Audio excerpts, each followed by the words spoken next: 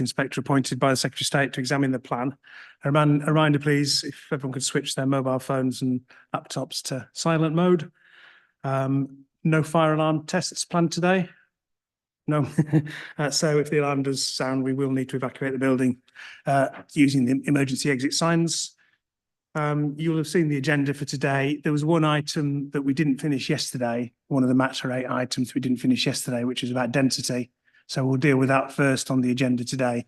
Then obviously there's a long list of other issues under Matter 8, which pick up various parts of policies in the plan that set specific requirements for housing developers. So we'll go through each of those. I don't know how long it'll take. I suspect we may well finish around lunchtime, if not a bit earlier, but we'll see how we go. There's not that many questions. I've got a lot to ask for quite a few of those. But there are some matters of detail really that I do want to cover. So we'll see how we get on through the day. I don't think there's anything else I need to say by way of introduction. Everyone's familiar with the proceedings here. So can we go around the room and let everyone introduce themselves, please? Shukri Masri, the Planning Officer, West Berkshire District. Ola Amarelli, West Berkshire Council. Cheryl Willett, West Berkshire Council.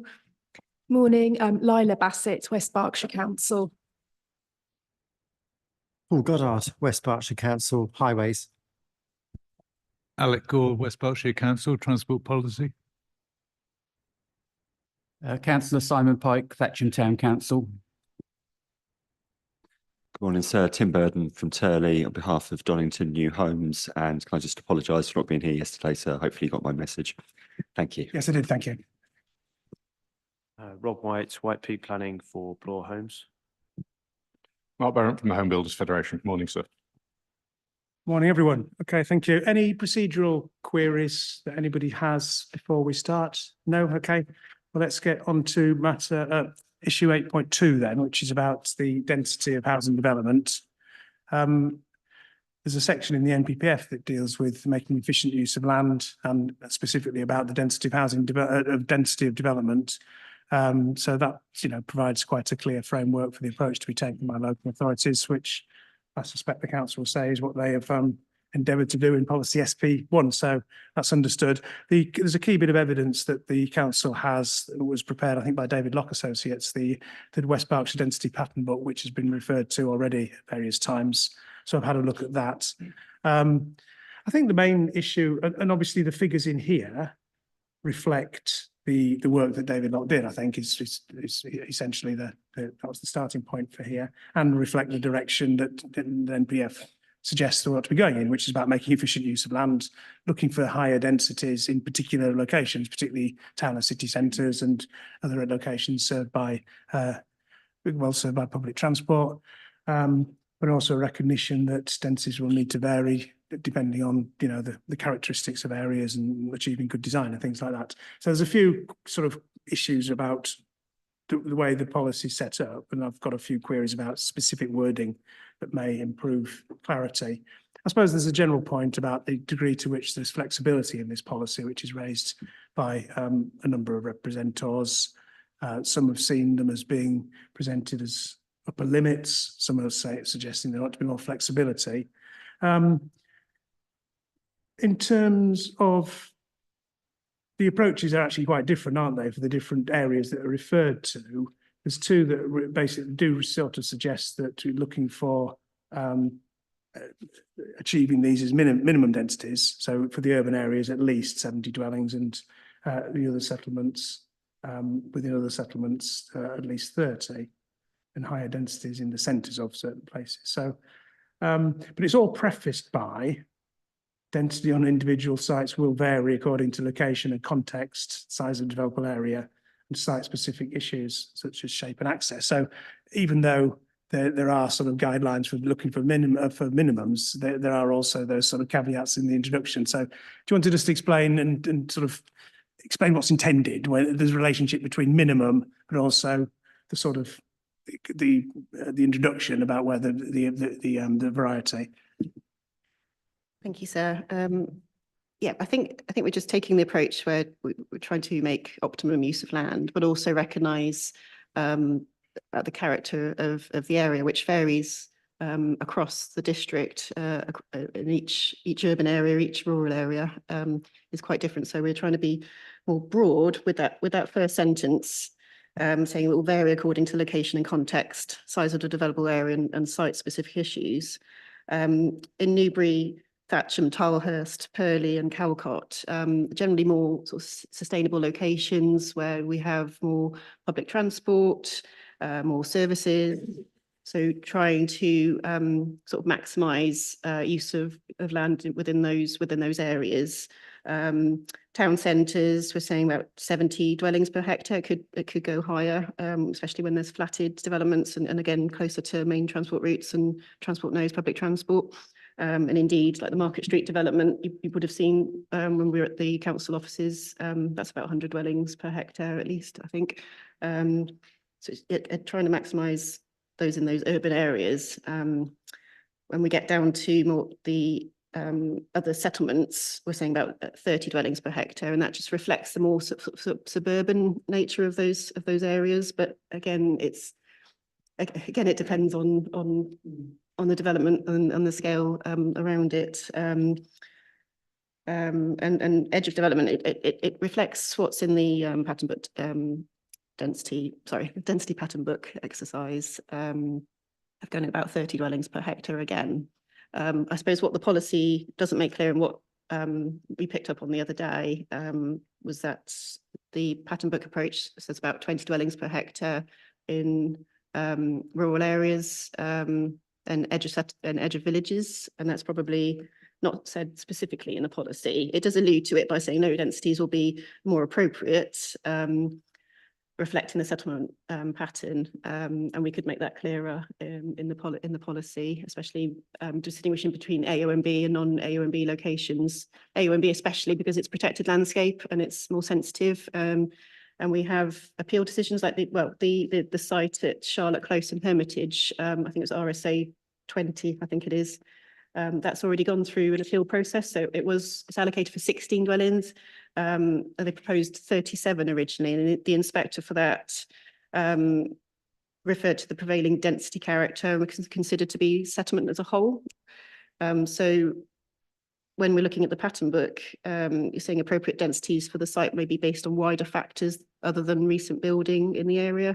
So looking at that character of rural settlements, especially when it's more sensitive in the AONB, is more appropriate. So yeah, that's where we're coming from. And I think the pattern book, it deals specifically with AONB, doesn't it? And it talks does. to 20, and there's a little example worked through. Yeah. That actually refers to an SPD called the Quality Design SPD. Yes. Which I don't know if that still exists or not, but I looked at policy SP7 in the plan. That refers to some sort of guidance documents. It doesn't refer to that SPD. So does that still exist?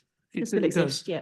Okay. Yeah. So that's still relevant. Still relevant, yeah. And that led to that particular worked example of being a sort of 20. Yes. Okay. So if the last paragraph in here about edge of defined settlements expected to secure a net density of 30 dwellings, would it go on to say or 20 in sensitive areas, including the AONB or something like that? Yeah. But then would it also then say lower density development will be appropriate in certain areas? Would that then be redundant because do you see what I mean? Yeah, it possibly could be redundant, but I suppose our rural network is so diverse. Yeah, so, you still so, may want to yeah, have lower than 30 or 20. yeah, absolutely. Okay, well, maybe I'll leave that with you to think about, but I think there's some clarification there, particularly to reflect the evidence about where the 20 had come from, because that is actually fed through, as we found the other day, in the capacity assumptions for some of the sites, isn't it? So Yes. I think that's bring that together. In terms of the sort of the introductory sentence, it deals with location, context, size of developable area, and site-specific issues such as shape and access. I suppose, is there a general point about the densities will be, I suppose they're intended to achieve two things fundamentally: efficient use of land or optimal use of land, and good design. Ultimately, yeah, that's Ultimately, I suppose. I think that, yeah, with planning applications, you're looking at the character of the area, looking for good design, yeah. To achieve those things, yeah, to achieve good design, but efficient use of land or optimal Yes. use of land. Yeah. So I'm just wondering whether that introductory sentence ought to recognise that that's the objective. Yes, yeah, And these are the things you look at to do that. And absolutely. then that gives you maybe a better context for what's said in the densities that follow. I think that's a good point. Yes, yeah. And I'll open it up for others in a minute, but just linked to that and looking at, can we go back to paragraph 8.2 in the plan, which is about how the indicative, no, not indicative, not yet, anyway, how the approximate numbers of dwellings for the allocations have been worked out. This refers to the density pattern book study. So basically saying that was the starting point. This is just explaining how the figures for the allocation, non-strategic allocations have been established. So that's fine. It doesn't refer to SP1. I suppose it could do. So that's one thing. It then talks about how the actual numbers will be decided. And I don't think there's anything particularly wrong with it, but there's two sort of things that I think that maybe would help to clarify and maybe provide a bit more flexibility. One is to say that the approximate numbers are indicative because they've been based on a methodology, but they are indicative. And then go on to say that actual numbers will be determined through the design process. Yeah. And I think that because you've got detailed parameters for each site, reference to the fact that, well, the detailed design will be in the context of those parameters and the things that you mentioned there, the context of the site, etc. I mean, that seems to be the sequence of the sort of the process that would be gone through. So is that something that you think would be appropriate? I think so, yeah. You've no objection to indicative rather than approximate? Because we No. did talk the other day, I mean, there was some, people were saying, well, in development management purposes, they're kind of treated more as they're approximate, but they're sort of seen as quite a fixed yardstick. Maybe if they're presented as indicative and caveated by this is how they'll be assessed, that would maybe a bit more flexible. That's it. It's more flexibility and it's, yeah, you're not so fixed on a number, I suppose, but it's achieving good design design and those parameters. You still need to achieve these Yeah. things. I think a number it's still useful. Oh, yeah, yeah, show absolutely. what it could be because you don't want to overdevelop a site, I suppose. But yeah, yeah. Well, it's necessary for two reasons. One, it's necessary to get a feel for how much capacity there is in the plan, Yes. but also to give a reasonable degree of certainty for people using the plan as to what's expected for a site. So I think that's all very essential part of effectiveness. Yeah. Okay. Yeah. Right. Okay. So a couple of things there. I don't have any other questions. So any points from others about what I've just talked about for that paragraph 8.2, indeed the way the densities are presented in policy SP1? Mr. White, do you want to go? Yep. Thank you. Well, as we put in our representations, and it's helpful to hear the discussion about the intro sentence, but for Sanderford Park, we have an SPD that the council in dealing with the various discons and emerging design code is still looking to implement, and within that we have two areas of the site. The first area for the higher medium density says above 30, but given that we'll be within the Newbury boundary, that's not the same as at least 35. And then for the other area, medium lower, approximately 30. So our concern is that unless there's a caveat, we've suggested a caveat following the at least 35 dwellings per hectare, unless it has been demonstrated that site constraints necessitate a lower density. And the demonstration in this instance would be the SPD. Otherwise, we're going to have an SPD that doesn't align with the density policy. Yeah, understood. I suppose one way to deal with that would be to explain in the SP16 policy that takes precedence, if you like, over what SP1 says, which is for a more general application. Yeah, as long as we achieve that, otherwise we're just faced with a policy that doesn't tie together. Yeah. Well, I mean, what's the council's intention in relation to Sanderford Park and the SPD? That's obviously been subject to more detailed work. That's right. I So mean, that would take precedence. the SPD has been through much work and full consultation. So that's more specific to Sandalford. So that would probably be best dealt with, if it needed to be dealt with, it'd be best dealt with under SP16 rather than in SP1. Absolutely, yeah. Okay, well, can I leave that one as just, I mean, it may just be a short sentence in the reason justification for SP16, mightn't it, to clarify that? And the same may be true of any other sites where there's, I don't know, SPD that's in place. But again, I think the capacity figures will have reflected that work, won't they, on the generally? Generally, yeah. Yeah, I think it's more, I suppose, more difficult as such with strategic sites because it varies across the densities can vary across Within the site parcels. itself, yeah. So, Okay. Okay, thank you. Anything else anybody wishes to say? In terms of both SP1 and paragraph 8.2, which I've just talked about in terms of sort of potentially modifying that. Okay, no, thank you. Right, we'll move on then to the next one on the list, which is internal space standards. The issue that's been raised here is about what the evidence is of need. Obviously, the national policy NPPF talks about making use of the nationally described space standards, whether the need for an internal space standard can be justified taking account of need, viability and timing. You've referred to the standards have all been factored into the viability assessment, so there's no evidence to suggest they can't be achieved in terms of economic viability. But I suppose the question is, well, are they needed? And I think you've referred to the fact that built development has not always delivered these standards. But there doesn't seem to be any published evidence to that effect as far as HBF and others have suggested. Do you want to respond to that? Yeah, the council considered it appropriate to adopt the standards because they are good. They would improve the quality of people's lives and occupants and make homes more safe and allow for future homes to be adapted. And a lot of similar councils have adopted the standards, such as in Hart District Council have adopted them where I previously worked. So a lot of councils are adopting them, and they don't result in an increase in costs, which significantly affect viability. The costs have been factored into the viability assessment, into the whole plan viability assessment, and which assume dwelling sizes allow for minimum space standards to be met. The dwelling size assumptions used in the viability testing are set out in the report and in paragraphs in appendix 1 of the viability assessment.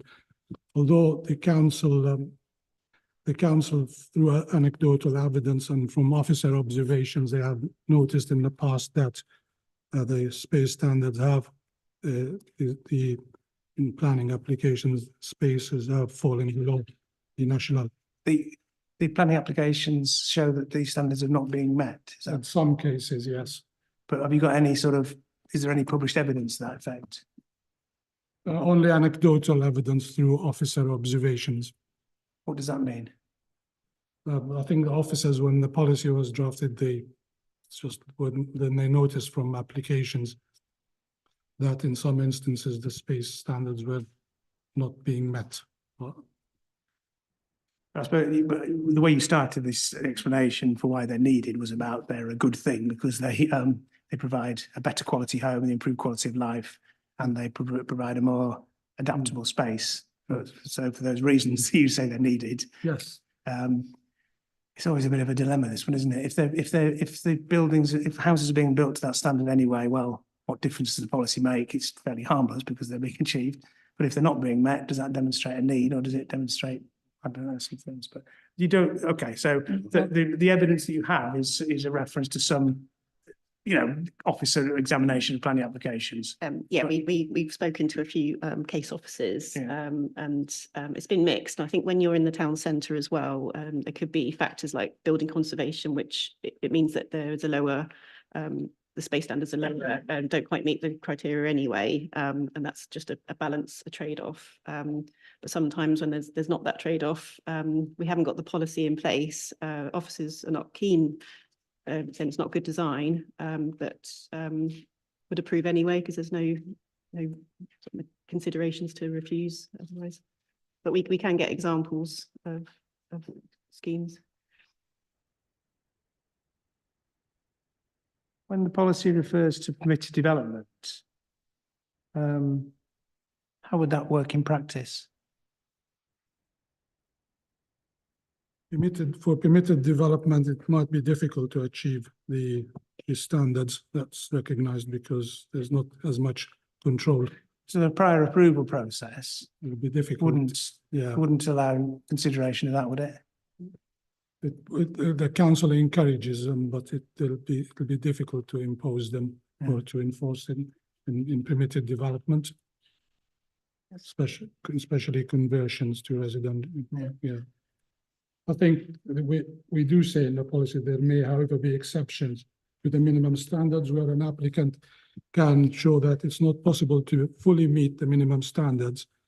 For example, in the conversions relating to maybe listed buildings and other examples. So there is an exception, and there can be a case-by-case consideration. Going back to what you said about the evidence of what's actually happened, paragraph 11.105 says measurement of dwellings permitted in West Berkshire since the adoption of the core strategy. So that implies some sort of analysis going back to 2012, shows that a significant proportion do not meet the space standard. I think the way you've explained it today isn't quite, unless you've omitted to say something that's been referred to there. No, as I explained, it was based on officer observations of examples from planning applications. Okay, any points you want to make from this side of the table? There's one point really about the evidence, and it's coming back to the PPG 56020, which on need says evidence should be provided on the size and type of dwellings currently built in the area. And I think that's what's lacking within this this evidence. There is any written evidence as to what the current size and types of dwellings are. I think it's important to recognise in terms of those homes that the degree of flexibility that can be provided by not having standards allows homes to come forward in certain areas, as the council have described themselves, in terms of those that are more constrained by it could be heritage assets and those things, but still allowing homes to come forward within those more complex sites. So I think I think that's where the evidence needed. Is it an endemic problem, or is it actually an issue where there might be some homes coming forward, but actually it's on a reasonable level and to address specific issues that are found within those specific sites, but without that evidence as to need, it can't be considered to be justified on the basis of guidance. And I think you would need that evidence to support it, sir.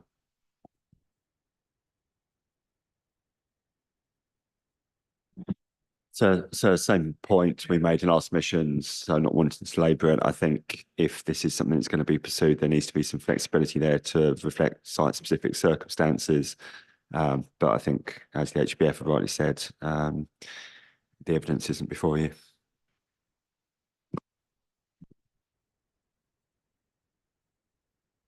Okay, thank you. Any final comments from the council on that one? No, okay. Right, I'm having to jump backwards and forwards through my plan. Back to SP7, which is a shortish policy on design, good quality design. And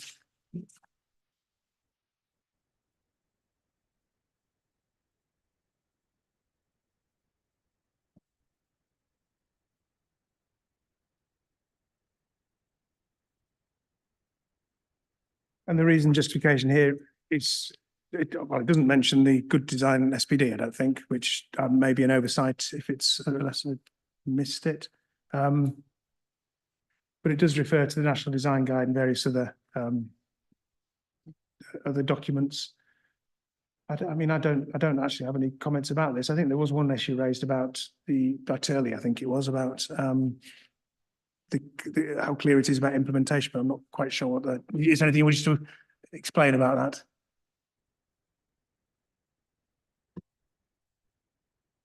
think so. It's one point about what the assessment is, and I think you've just touched on it in terms of the SPD. You know, is there further detail to come? Is there not? What is good design in the context of this policy? I think it's always difficult when you get to a planning application stage as to how that's actually interpreted. I think the simple point is there going to be an update to the SPD? Should there be a hook, as you've just alluded to it? It's somewhat generic, as it is at the moment. I suppose it's partly the nature of this plan, isn't it? You've got some high level SP policies, and I suppose in effect what it's setting a strategic direction, which is probably unobjectionable. But the detail about how it's implemented, I suppose, is in DM policies 1 to 77 or whatever they are. You know, there's a lot of detail that then follows. So anything you want to say on that? Just to say that the SPD is highlighted in paragraph 5.32 of the supporting text.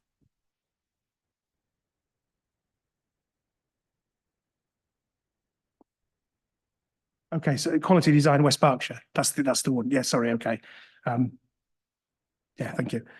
Okay, but I mean, in terms of how it is, it's like a lot of policies in the plan. We talked about DM4 yesterday, and that followed on from SP5, I think. So the detail is fed through into the other policies that some of which we're going to talk about today, about the density and amenity and all those sort of things. Yeah. Okay. Right. I don't have any other comments about that, so we'll move on. The next issue was about DM7, which is DM6 and DM7, water quality, resources and wastewater. The issue of nutrient neutrality we've spoken about in relation to the site specifics. I suppose one question I had, thinking that through, things have moved on a bit since the plan was written, including the designation of the sensitive catchment areas in January this year, and the implications that has for assuming, that standards will be met that we talked about.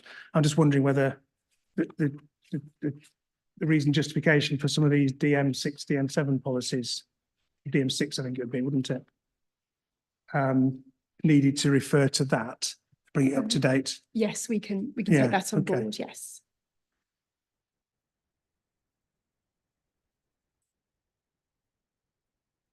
The issue that has been raised is this by HBF, I think, is the reference to it being water neutral and what that actually means.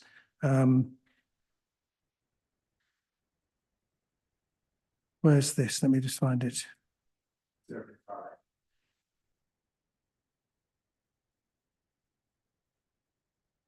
Yeah, I'm jumping to this is water resources, isn't it? Yeah. Development will be required to minimise water use. Fine. Aim to be water neutral as far as practicable by incorporating appropriate water efficiency. What's the phrase water neutral? What is it intended to mean? And is it actually something that's achievable? And is it necessary? I mean, if it was requiring to minimise water use by incorporating appropriate water efficiency and water recycling measures, would that not be sufficient, or is water neutrality a key element of this? Yeah, I think on reflection we could make an amendment just to keep that first sentence and then yeah. Now the reference to water neutral. Yes. It just seems to raise something that's not actually clear what it means. Yeah. But the key elements are minimising water use and incorporating being water efficient and water recycling, and they're the key things you'd be looking for. That's correct. Yeah, so we can look at that. Anything else? Anybody wants to? Yeah, Mr. Pike. Thank you, sir. Just like to draw your attention to, but firstly, I'd say that I believe that a lot of the water that is used in West Berkshire is abstracted from chalk aquifers. And the AONB, the key feature of the AONB are chalk streams, which rely on those aquifers. Therefore, the water utilisation and the target that's been set has an impact on the AONB, and therefore I draw your attention to the addition to the Countryside and Rights of Way Act through the Levelling Up and Regeneration Act, which requires the council to have regard to conserving that feature in terms of the water utilisation. Thank you, sir. Are you saying that reinforces the need for that requirement for the? Yes, it does. In fact, the town council proposed a lower level. I appreciate that in the scope of the examination that's not an option that's being considered, but it certainly reinforces the existing value that's in the document, sir, in the policy DM7, sir. Yes. Yeah. Okay. Thank you, Mr. White. Yeah, apologies because we haven't made representations on this, but I'm just looking at point A further down. It says DM7. Yes, Yeah. sorry. Development proposals should satisfactorily demonstrate the following criteria. That there is adequate water supply and wastewater treatment infrastructure capacity available, can be provided at the time of occupation. This comes up quite a bit in the strategic sites. There's a statutory duty on the water providers to provide the water supplies for planned growth and to deal with wastewater treatment, and it's not in the power of a developer to demonstrate satisfactorily adequate supply. That you can make inquiries, but until you actually go to build something, or if you get a response, it's a fairly generic response. But at the end of the day, these water companies are supposed to, this is planned for growth. They're supposed to deal with that and put it in their AMP plan. So I'm not sure that, and apologies, I didn't pick this up, but that really is necessary, and you can deliver against it. I mean, what does it mean if you haven't got a letter from Thames Water, you can't build and occupy? I don't really think that's what the council means. And if they do, well, their supply is just going to fall off a cliff. Yeah.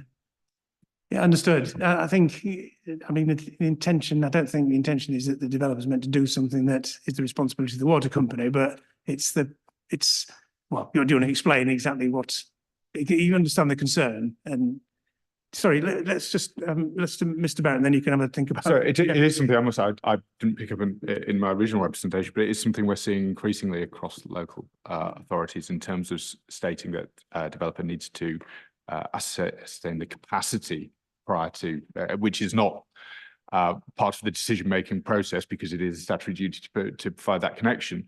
If you were looking at issues around water provision and whether there was capacity, that's a plan-making issue, and whether there is insufficient capacity at a plan level. So otherwise, it is planned development. It has been taken into account within the water resources management plan, and therefore should be no concern within the decision-making process at development management stage that there is anything other than sufficient water capacity. So there's no need to have the paragraph within policy, because the assumption should be made that they can connect because it has been considered at plan level and it's been set out within the water resources management plan. Sorry, it has been considered at the plan making level, has it not? It has, yes. Yeah. And we included that criteria on the request of the Environment Agency, and it's set out in our statements of common ground. So This particular one about particular one. demonstrating. yes, that's correct. Okay. Yes. Right. Okay. Yeah, Turley. So likewise, this one's sort of slipped through the net, mainly because the council's evidence base suggests that there is water available in the district to meet the needs. So I agree with the comments here that it's not needed. I think there are, as the HBF quite rightly highlighted, some practical impacts potentially of this at the application stage. I'm involved in a new settlement over in South Cambridgeshire that is an allocated site that has got a resolution to grant permission 2 years ago.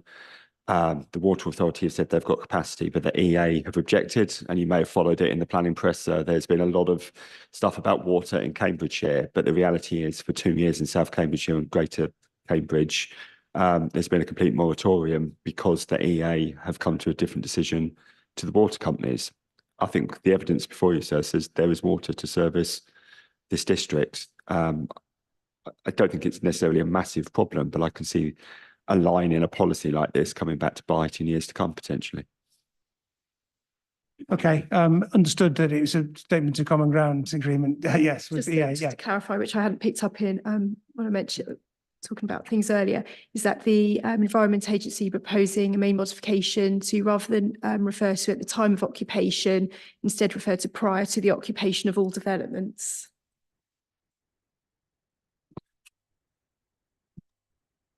This is the exact issue in Cambridgeshire at the moment, where the EA are objecting to something that is arguably outside of their remit. There was a Secretary of State decision for site in Cambridge recently, which I can provide, where the Secretary of State basically said that EA are outside its reach. So notwithstanding what they've said to West Berks, it is not for them as part of the plan making process, or indeed the decision making process, to get involved in the provision of water.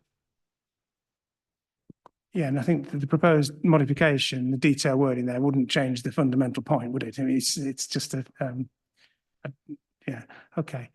Understood. I mean, leave it with me, and you know, I can understand the council's point of view wanting to, you know, take the advice of the Environment Agency, but you also heard the issues here. Yeah, Mr. White. So it's just to point out to the para C there, you've got para A deals with wastewater treatment and capacity, but then it's repeated at para C, foul water treatment, design, blah, blah, and capacity. So capacity comes up twice, A and C, and it shouldn't be in the plan. That's for the water companies to deal with for planned growth. Okay, understood. So leave it with me, and I'll have a think about that. And maybe that you just need to have a discussion with the Environment Agency. I mean, they're not here, but I mean, just going back to what you would, I think you didn't disagree, and there's quite a lot of evidence that was done about the water supply and resources, etc. To support the plan. There's a whole load of documents in the library. So the bottom line of all that is what has been said on this side, is it that there's no capacity issue that's been identified for the scale of development that's proposed in this plan. That's correct. Yeah. Yes.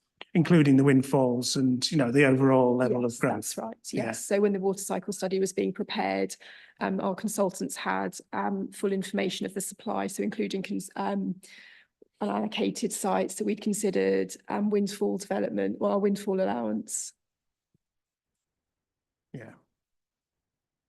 So it wasn't just a matter of looking at the specific allocations case, but it's the totality of the more growth. widely. Yeah. That's correct. Okay. Right. Okay. Understood. Thank you. That's helpful.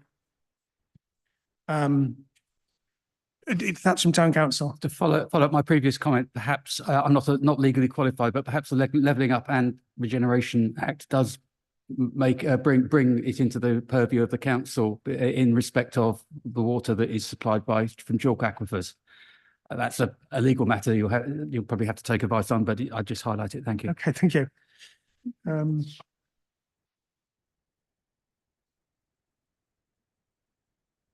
Right. I don't think I had anything else on. Yeah, there were some modifications that were referred to and agreed by in the statements of common ground. They're included in exam 23, are they? Just checking the timing of these things. They're referred to in your statement, I think. So they should have been Yes, they are. Yes.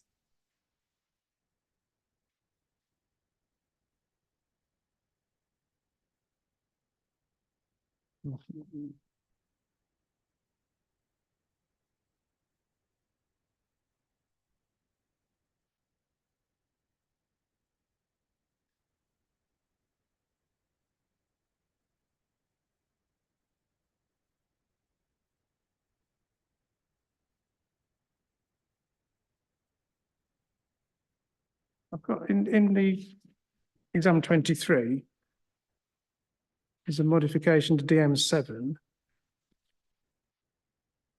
Your statement refers to. Oh yeah, DM7 is more justified. So it's just the DM7 modification, is it? That you referred to?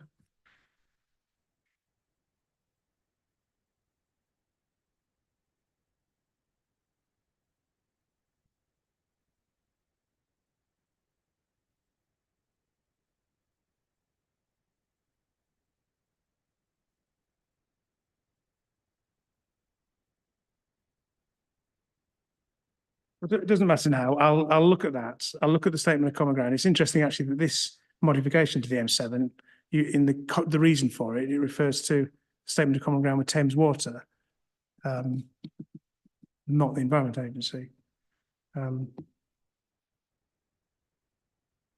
Anyway, I'll have a look at that and seek some clarification. Right, so let me move on then to this is basically policies relating for housing development and the provision of green infrastructure and public open space. I don't think I've got anything about the strategic policy SP10.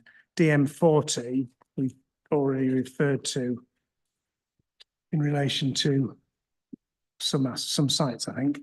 This is where it talks about, this is entitled public open space. Residential development of 10 or more will be required to provide high quality public open space. And we've talked about what that may mean on some of the allocations already, haven't we?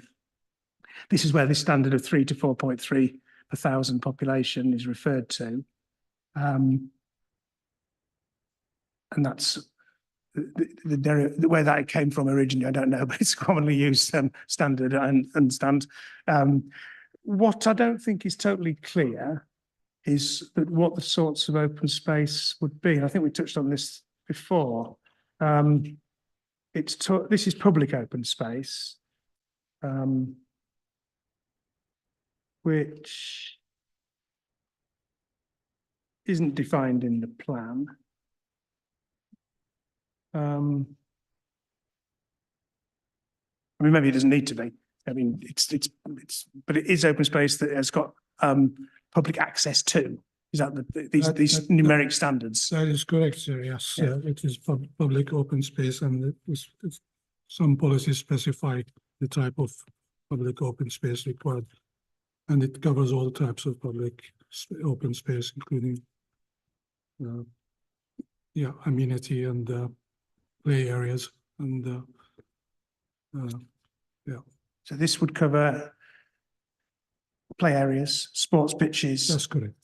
What about informal areas of recreation that have got access to them? They will have, yes, it's for people to have access for leisure and recreation. So it's not just for the formal sports and play. Both, yeah, Everything would count towards it. yes. Yeah. And Okay. obviously, there'll be a degree of negotiation, and what Okay. exact contributions will be required. Okay. As I said, I've not got any Yes. comments about SP. The standard comes from is already in the existing core strategy, and it's been carried forward. And I think it's from standards which existed in the past from the National Playing Fields Association standards, and I think there was also in previous government guidance before the NPPF. Yes, I've got memories of it going back many years. That's why I was asking about informal play. So I thought it was derived from Yeah. some sort of assessment of more formal sport and play areas. But you're saying that anything can contribute towards it. That's fine. That's from Town Council.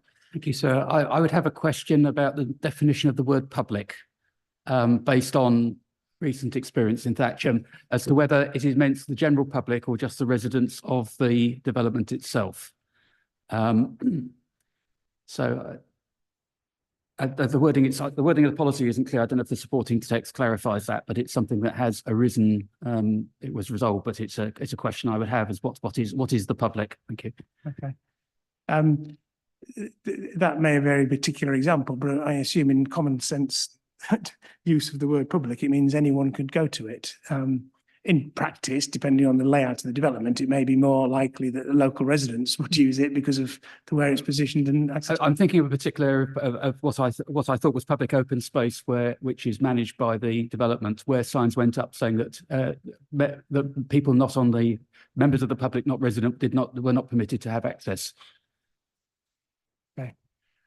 Well, okay. Is what public means public, does it? Yes. Yeah. Okay. Yeah, but I mean that's yeah, but I mean look, the way that these policies would be implemented, there would be some sort of management company set up. I mean that would be part of the process of the planning Yeah, there'll be approval. some, Yeah. Presumably, those sort of issues could be dealt with through the management agreement that was provided. Correct. If the council, that was And, yeah. an issue, yeah. If there's ambiguity, it's better in the policy because otherwise it has to be addressed in every planning application. And if it's omitted, then you have a problem going down the line. Thank you. The point is that public needs to be defined. Wouldn't I a common think you- sense view be, well, that means anyone? And I think it probably, if there's ambiguity, it would be helpful. Perhaps you could put it in the glossary at the back, but rather than in this policy. But I said there has been an experience where what we thought was public was the management company attempted to restrict the access. Thank you. okay, thank you. Just come back on that. So the last paragraph of the supporting text, 12.87, sets that out. Thank you. Okay.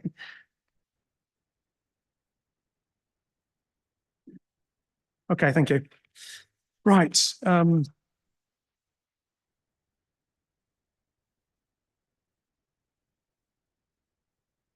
SP11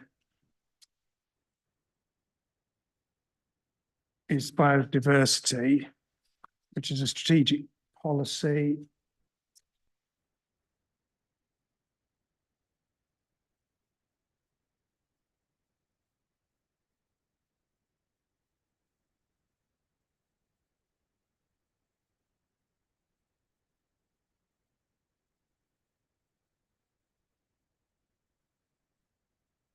So this, I mean, this is dealing with the whole hierarchy of the protected habitats, etc. But it includes some particular requirements for developers, which is why I included it here. I think the only issue that's been raised here is about the reference to biodiversity net gain, and whether it's still up to date. I think this is something that you raised, Turley, wasn't it? Have things moved on a little bit in terms of some of the language here? Do you want to just explain? I think so. With the passage of time, things are sort of moving on with it. So I don't think we've got too much a concern at this stage. I think it's more probably at the time writing this discussions around conditions with our outline application. So I think we're relatively content. I think it's just there's a lot of doubling up of policy and Well, that's true. to say the least. And it's, you know, it's just the practical implications at an RM stage is a concern. But it's having the appropriate caveats in the wording to avoid a one size fits all, which is so common with many of these DM policies, unfortunately. In terms of the reference to a minimum 10% biodiversity net gain, I mean, there's no objection to that. That reflects the statutory position now, does it not? I've seen circumstances so where it's just not formed part of the development plan because Well, it's in the Act, so there's no need for it in effect, and Well. who knows what might change in coming months and years. So whether it's needed in here, I don't know. I'm also aware of councils that have adopted it and indeed adopted it prior to the Act coming into force. Yeah. Okay. Thatcham Town Council? No. Okay. Anything else you want to say from this? Yes, just to say that we proposed a modification to remove the requirement for 10%. So that is on page 8 of the of exam 23, sorry. Yeah.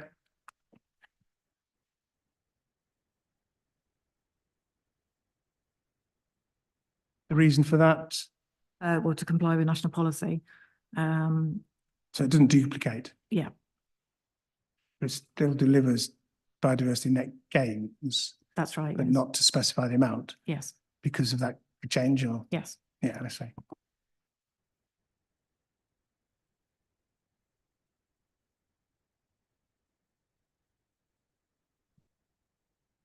There's in the modification. Oh, I see. That'd be the last paragraph of the policy as well would be removed. I see. Yeah. Okay. So it's just taking a lot of that detail out because it's reflected in the. Okay. Thanks.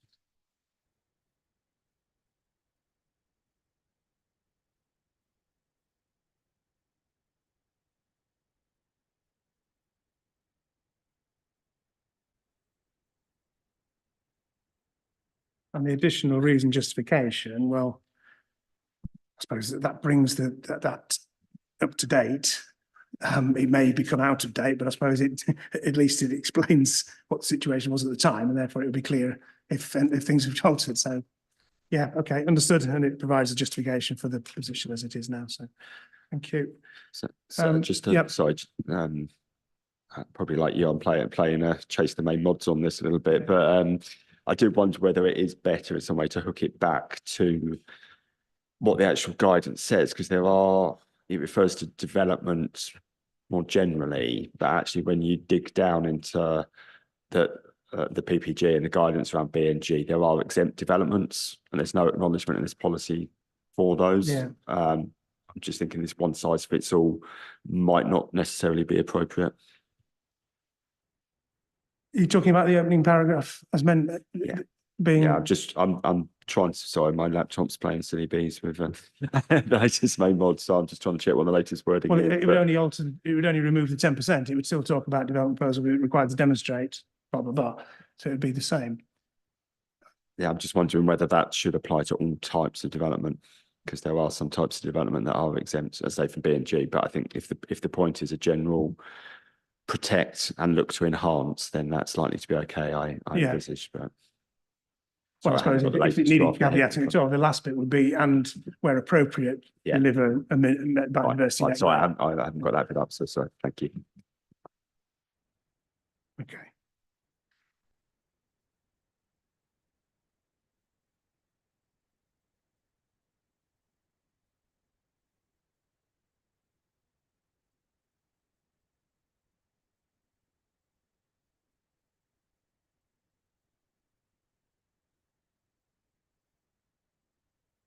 Right. Next one is the requirement relating to trees. M15. Trees, woodlands, and hedgerows.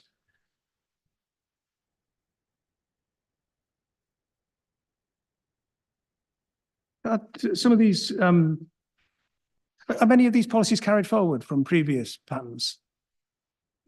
This one isn't, no. No, it's a new one. Yeah. Yeah. Okay, that's fine. I just wanted, because the ones that have been carried forward, I suppose you've had experience of using them for 10 years or so and whatever, and you'd have learned which bits are more, useful than others. This is, again, it's quite a long policy relating to trees and woodlands. I think Turley again has picked up an issue about the word exceptional, I think, isn't it? This protected trees. So they're subject to TPO. Yes, that doesn't accord with Para 186 of the MPPF. It feels like it adds a higher bar than what national guidance says.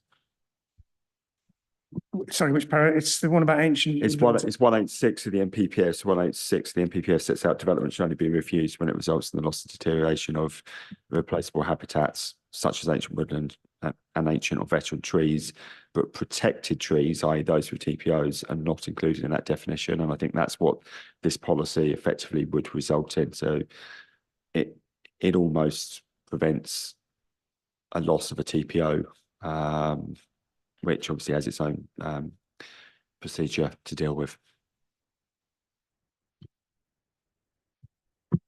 Yes. I off the top of my head, I can't remember what the wording would be in relation to TPOs, but there is a process, obviously. Again, I might just leave this as something to think about in terms of whether the language is quite right for that one. But I mean, the general approach here is, is to reflect the hierarchy of protection in terms of the things that the MPPF talks about, but also, where possible, avoid the loss of trees, woodlands, and hedgerows, and the specific issue of TPOs. I can have a look at. So, right, okay. Moving on to the M31.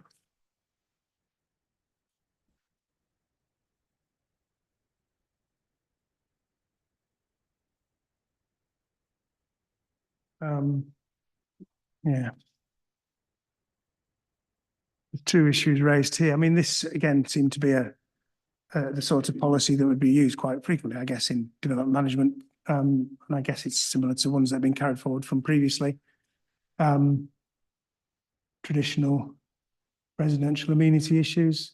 Two specific things here, I think, raised. One is the relationship between the space standards, which we've talked about, and what it says about internal accommodation, adequate size and layout. I mean, that is expressed in a general way, and I suppose you can't really take issue with that, but it's the relationship between the internal space standards. So maybe just leave that with me and I'll think about what it is. In terms of the other issue raised again by Turley, I think there's reference to balconies in the policy.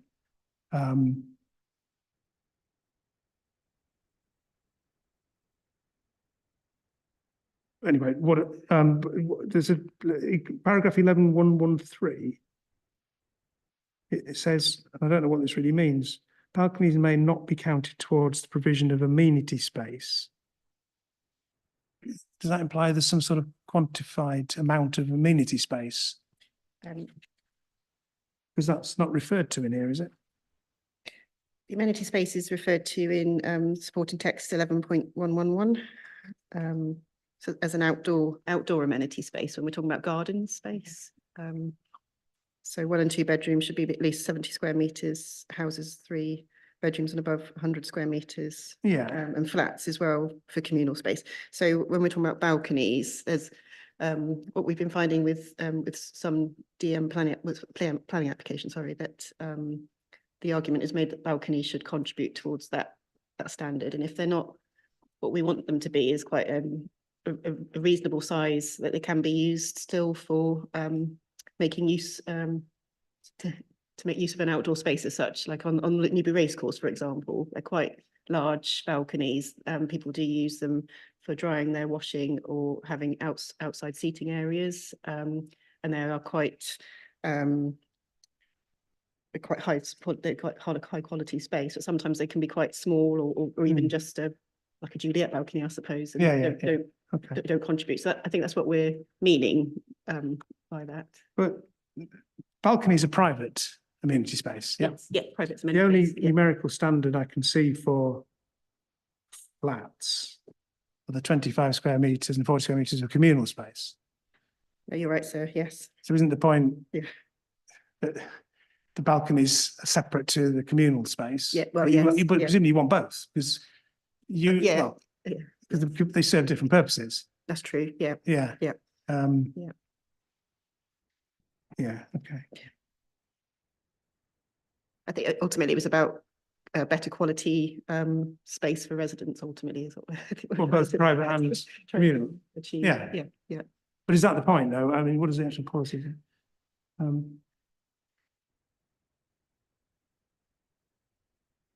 suppose the point is that the balconies can be no, I don't know what I'm trying to say. Sorry.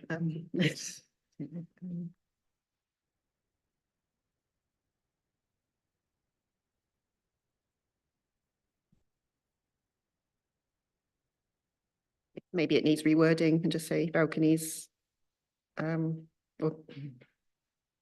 I have to think about it. Yeah, I mean, the policy doesn't actually deal with balconies, does it, in flats, really? No, It only deals with doesn't. garden sizes, and it's brought in.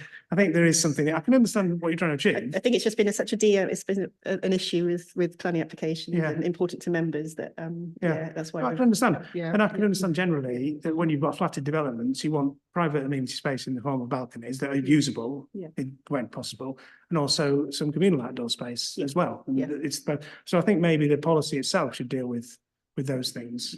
Okay. Turley, you obviously the one that scrutinised through all these policies. better yes, than anyone else, so any thoughts? Yeah, you're giving me flashbacks to my development management days, officer days, and how this actually works in practice. Again, similar points to some of the other ones.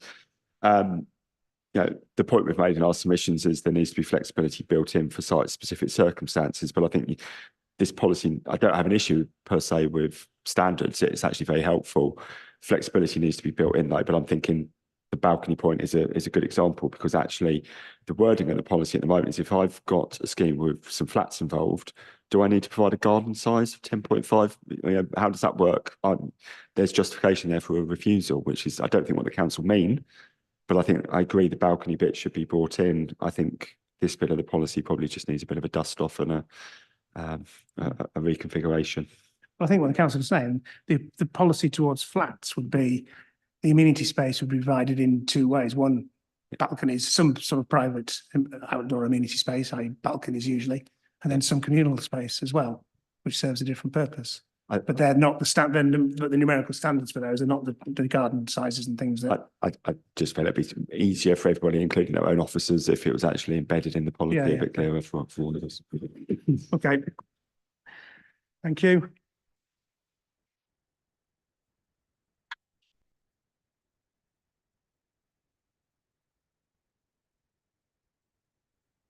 I think we're moving on now to SP8 and the requirement for landscape character assessments.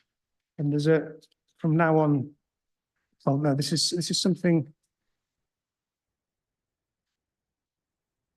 There's a general point about these requirements of developers in terms of the sort of procedure and what they're expected to carry out and provide.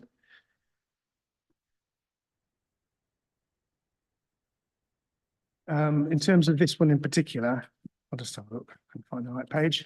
SP8, is it?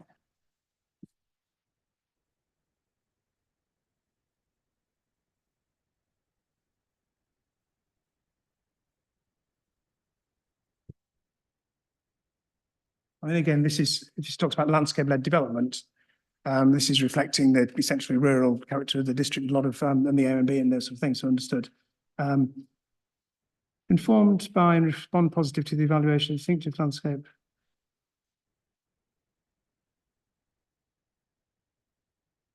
Accompanied by a landscape assessment. And then in your statement, you referred to paragraph 5.43 about these being proportionate. So I'm just thinking for small scale development and things, I mean, the design and access statements, they're still a thing, are they? Yes. Yes. It's a long time back since I've done development. I mean, could this assessment be part of the design and access statement in some circumstances? Yes. Yeah. Yes. So it's that sort of level up to It is, yes. big yes. sites where It's something proportionate. Yeah, so proportionate. Okay. The general point, I eventually picked this up later on, so let me just find the right page in my notes. About these references in policy to effectively things that planning applications are going to be necessary to provide with them.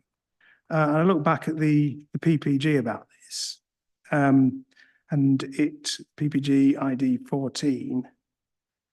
I mean, there's two things, isn't there? There's legislation and there's this PPG guidance about information requirements for planning applications.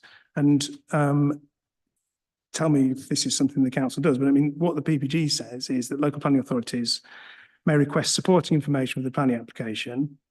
So that's these sort of things, I'd have thought. Its requirements should be specified on a formally adopted local list, which has been published on its website less than 2 years before an application is submitted. So I suppose, is there not a process which you should be doing, maybe you are doing anyway, irrespective of the local plan that sets out these sort of things that you'd be looking for? And if so, why is it necessary to build these sort of references into the planning policy?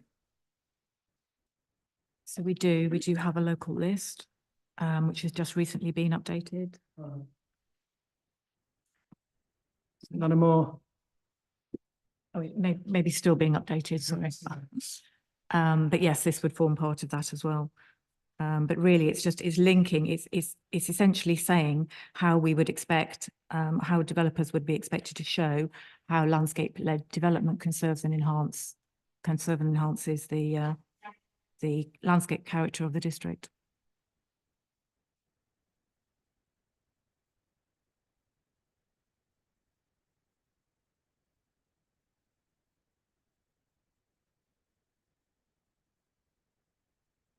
Well, we've tried to be as clear as possible. In other examples of policies, we've been criticised for not saying how the policy would be delivered. Yeah. So we're trying to do that through this. No. Obviously the local list allows more flexibility. You can just update it as often as you want. So I suppose if there was another tool that you needed to associate with SP8, you could include it on a local list and it wouldn't particularly matter that the policy. So it's just they can complement each other is what you're saying. They can, yes. Yes, okay. Yeah. Ultimately, it's about achieving good design. Yeah, understood. It's just about how it's best explained in terms of policy and other procedures. But okay, no, thank you. That's helpful. So in terms of the landscape character assessment, one, you explained that one, it could range from just being part of a design and access statement through to something much more extensive. So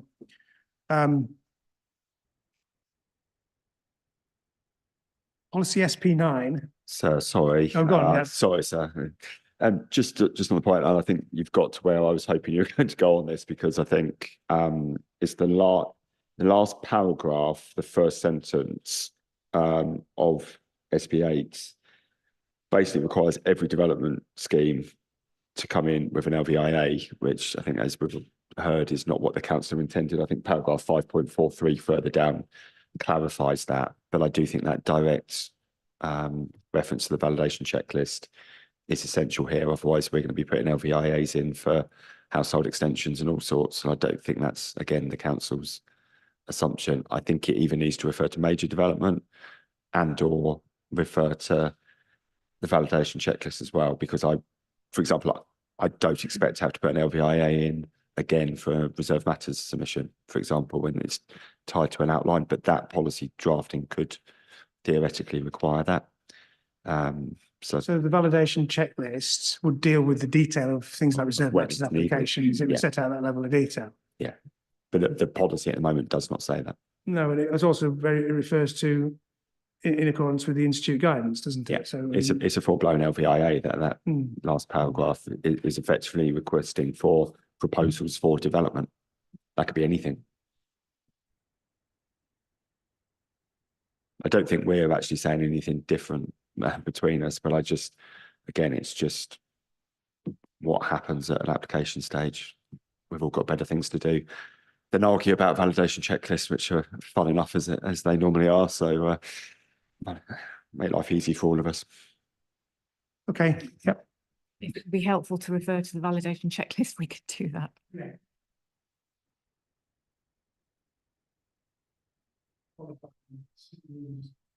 It is, yes, yeah. And that makes clear, but the policy does make clear that actually the level of information provided should be proportionate to the development proposed.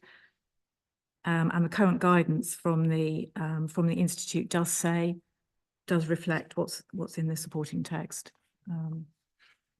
Okay, well, understood. So let me think about that.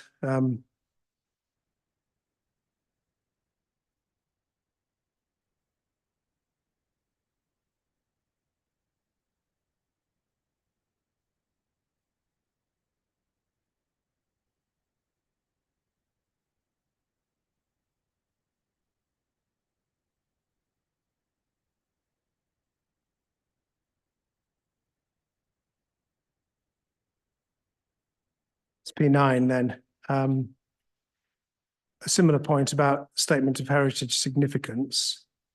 I think it's a similar point, isn't it? It's another document that presumably is referred to in the validation checklist.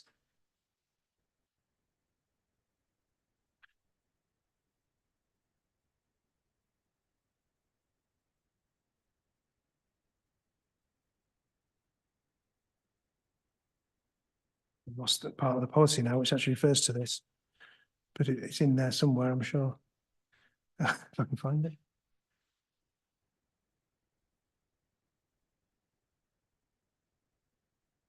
The third paragraph down. All proposals affecting a heritage asset. So accompanied by a statement of heritage significance in accordance with current guidance from Historic England. So again, that's a proportionate thing. Yeah, okay. Right, well, that's one issue, and if anyone's got any comments about that. The other broader issue about this policy, and I always find these difficult, is that obviously heritage assets subject to legislation and detailed policy in the NPPF relating to both designated and non-designated heritage asset in the NPPF.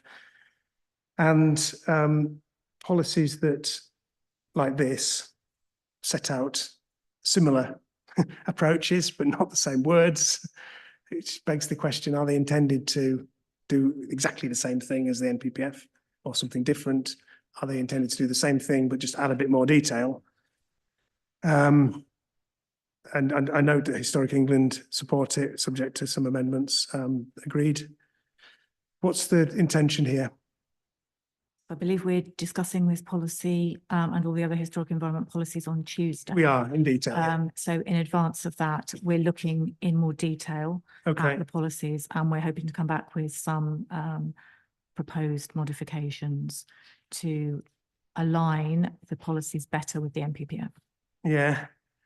I mean, I suppose it's that issue about if you're just duplicating it, what's the point? I mean, there could be a point because the NPPF could change, but then I suppose the question is, well, you're not consistent any longer.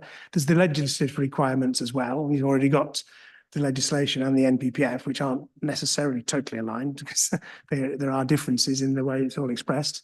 And then you've got another set here of words that it just becomes difficult for a decision maker.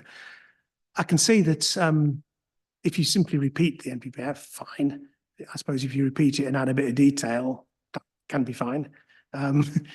If you miss out all the NPPF and just provide detail, I can see that's a bit misleading as well. It's a difficult issue, I understand, and there's different ways of going about it. But yes, I think the historic environment is such an important part of West Berkshire, and that's why we wanted to highlight it generally in the LPR. But yes, we want to basically match what's in the NPPF, but also provide more detail that's specific to the district that would help then DM officers. So the approach would be to fully replicate what's in the NPPF and then almost add to that some detail. Yeah, which in principle sounds fine. Okay. So you're intending to do some modification work. Historic England have agreed what's already been done. Are you working with them again with it? We will do, yes. Yeah. Whether we'll be able to get their comments back in time for Tuesday, I'm not sure.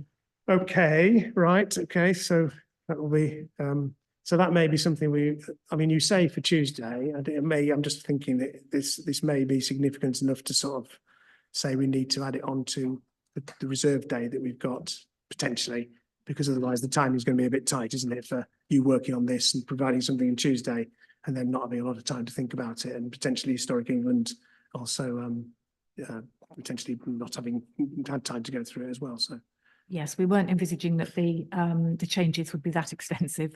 But yes, we were certainly from the comments that we've received from representations, we're working our way through those. And we think it's tweaks to the policies really. okay. Yeah, Turley, any observations? Yeah, so I mean, I put a rather flippant short response in our hearing statement to say this needed reworking because of the reasons you said in terms of the inconsistency with statute and national policy, in the interest of trying to be helpful. Bless you, Mr. White. In the interest of helping the council here, I'd suggest you might want to look at what Bath and North East Somerset recently did with their local plan partial review. I appeared at that EIP, and indeed I was in Bath yesterday at committee. Unsurprisingly, they had some challenges around heritage. They had a similar issue in terms of what they wanted to achieve, but with the inspector in that case, the formal wording is actually helpful. It's split up into sections in terms of non-designated. As you'd appreciate, somewhere like Bath has got plenty of heritage assets and challenges, but I think that might really help you in terms of updating the main mods. So I'm happy to have a chat offline about that as well if it helps. Okay, the approach in Bath and North East Somerset then, you said it's split up designated and non-designated, and then within designated, presumably you could have sections on conservation areas and listed buildings and scheduled monuments and all that. But did it then simply duplicate the NPF wording in those categories, or did it? It chopped quite a bit out from memory, because there's a real challenge in terms of the statutory duty that local planning authority obviously has under the relevant acts. But in terms of the public benefits point, less than substantial, etc., it just cross refers back, and it went back and forth a few times. But the wording there is, if pretty much every case in Bath is heritage driven, as you'd expect. Yeah. I think having, got quite a few projects down there, it works and everyone knows what they're dealing with. Okay. And there was some commentary, sir, from the inspector at the time regarding that. What's that? The inspector in the report into the updates. This was update of their Yeah. local plan. So this was a year and a half ago, maybe. Yeah. And it was adopted last January. So really up to date in terms of the MPPF. Okay. Right. Thank you. I mean, I've seen examples of plans that simply say, developments affecting designated and non-designated heritage assets will be assessed in accordance with national policy as one level, which is again is kind of a statement. Two ones like this that add a lot of detail about specific assets within the district, recognising in some areas there's a lot of conservation areas, and there's lots of scheduled monuments or listed buildings or whatever it is, or lots of non-designated heritage assets. Okay, right.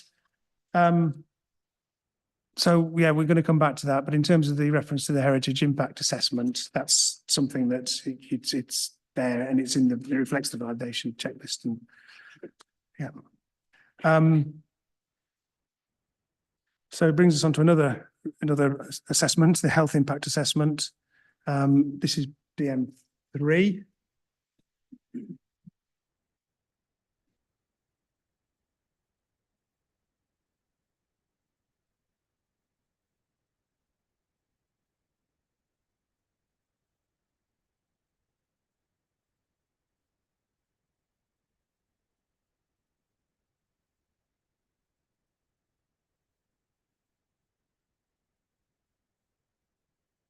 Yeah, I suppose, so the major development talks, and it brings in or other development that likely to have a potentially significant health impact in relation to either its use or location. What's meant by that? This is in the second paragraph. It's about the process of this health impact assessment.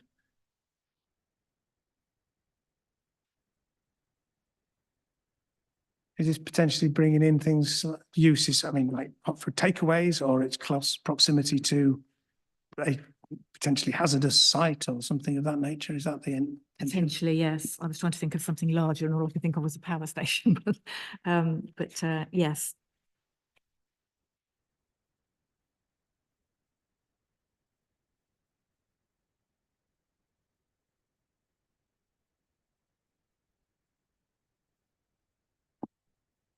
Yeah, Mr. White, do you want to? Yes, apologies. So didn't pick this up in reps, but in the first paragraph, second sentence says where any potential adverse impacts are identified, they will need to be addressed and mitigated. That just seems extremely broad. Any potential, so it's anything that could possibly be construed to have a health impact assessment. That health impact will need to be addressed and mitigated. The paragraph below then talks about potentially significant. So it's brought in significant, which is the more usual approach, and that's more aligned with environmental impact assessment, where you don't look at any potential impact, you look at potentially significant impacts. Apologies, I'm somewhat anal about the word any, having started off my life in contaminated land, and people used to write, oh, any contamination, well, you can never do any contamination, but any potential adverse health impact is such a broad thing that how you'd ever identify them all, resolve them all, address them and mitigate them in a DM situation. I just think that needs some wording, and at least removing any and adding significant would make that a more workable policy. Okay, that's that point about the first paragraph, isn't it? Turley, did you want to add anything?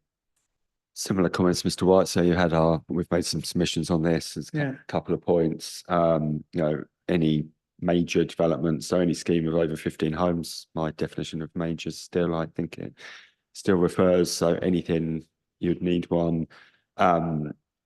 That's a significant undertaking on projects. I think my understanding is it is meant to be a little bit more focused.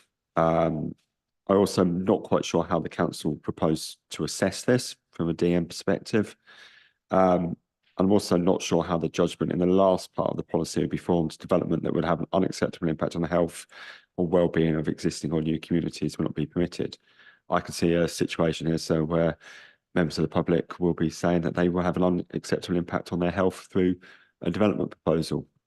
That's pretty generic in my eyes, and again, storing up problems for further down the line. I think this is another part of the plan, sir, that's better off being dealt with through a validation exercise. I don't think it needs to be aimed at proposals of for major development. I think it needs to probably refer to EIA development and or things like takeaways, etc. Or I don't know, mobile phone masts, I know is the other thing that comes up. But I think this is such a broad policy at the moment. It's going to cause problems on the ground, and I'm pretty sure my client and other clients won't want to do a health impact assessment for pretty much every application that comes in. I think, I mean, the middle paragraph about if we're looking at the requirement for health impact assessments. I mean, I don't know if it's intended to be. It says a fit for purpose health impact assessment. I think the issue is probably, I mean, the health Public Health England advice, I think, guidance, it distinguishes between two types, doesn't it? It's a proportionate approach. Yeah. And that's what you're getting at here, I think. Yes, that's right. And so, I mean, the detail of what would be required in those health impact assessments, that would be worked on, and that would form part of the validation requirements. But there is a bit of a staged approach. So really the purpose of this policy is so that, we can introduce, the notion of health impact assessments. A lot of it is going on at the moment. So, it's not something new. It is in other council local plan policies. And there's much more of an emphasis on how to bring this into, a multi-agency approach really to addressing health inequalities. So that's really the background behind it. And then, what if this policy were to be adopted, that's when we'd go on to create that guidance, if you like, for developers with the primary purpose that development should be taking into account potential health impacts during that design. And, there's things that can be brought into a development in terms of green spaces, linking with our other policies, leisure, and other aspects of good design. And so the health impact assessment would just be a tool really to ensure that, we can, or developers can provide the evidence of how that's been taken into account in terms of designing a scheme. So is that a bit helpful? So I think the basic point is there's a general objective about the importance of thinking about health and public health in planning development. I'm sure there are probably some words in the NPPF that deal with that. Then there's the issue about the council wanting to get the application process supported by some sort of assessment. And the principle is that there's already national guidance about that. It's published, I think, in the footnote here, it refers to 2020 version. I mean, there's been previous, HIA has been around for many years, haven't they? And that's whatever the latest guidance is.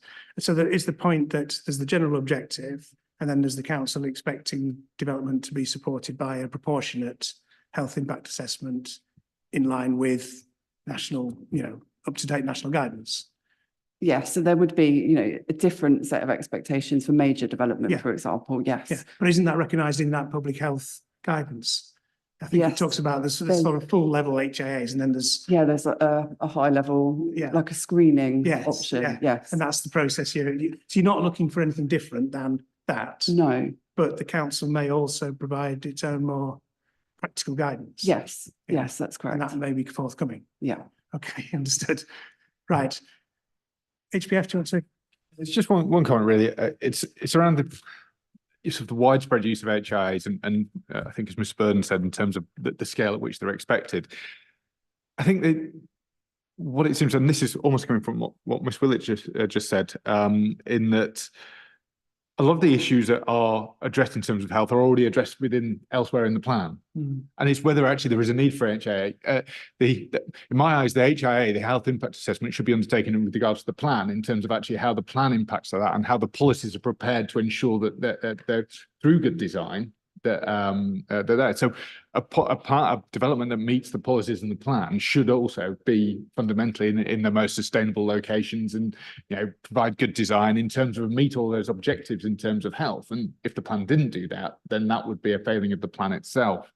I can understand where there might be development coming forward that hasn't been potentially it's not allocated, a large development has been allocated that may not be in the most sustainable location and how that might impact on it. So I think it's about how do you ensure it's proportionate. I think some of that might be well-being, I think we've just mentioned in terms of screening processes and whether that should be the process that should initially on larger developments. But really making sure there is a proportionate approach, because most development that is well designed and comes forward on the basis of the policies in the plan should meet the requirements in terms of being healthy. It shouldn't need that additional level of fact. It's just another assessment alongside a lot of other assessments that are needed.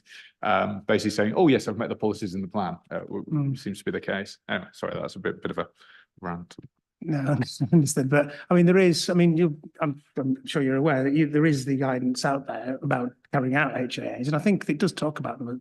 It's not just for plan making; they are used for project level and development. In project, but that's where it's proportionate. Yeah, and exactly, I think that's yeah. it. And I think Yeah. it's about saying that it's proportionate in terms of that. And I think some of the policy doesn't feel No. like it's stated in terms of actually how Yeah. proportionate. It might come out in guidance, but at the moment we don't have that, so it should be clear. But I think it's about making sure that it is a very much proportionate response to that, reflecting the fact that if the council have come up with an allocated site, you know, that should be, you know, in the right location. Everything else. So if you screen this out, you could screen out relatively quickly rather than do the full HIA. Okay. Charlie? So I've just been digging around a little bit in this because obviously chapter 8, I think it is, of the NPPF talks about healthy communities, as we're all aware, and as we've heard, you know, it's embedded in plan making. There is a document that planning supports what I just said about the scale of what's needed on these things. It's again, I can provide a copy, but it's a Public Health England document from 2020. It's called Health Impact Assessment and Spatial Planning. And in that, there is a table, it's called A Guide for Local Authority Public Health and Planning Teams. It looks like a riveting read, and I can't confess that I've read it all.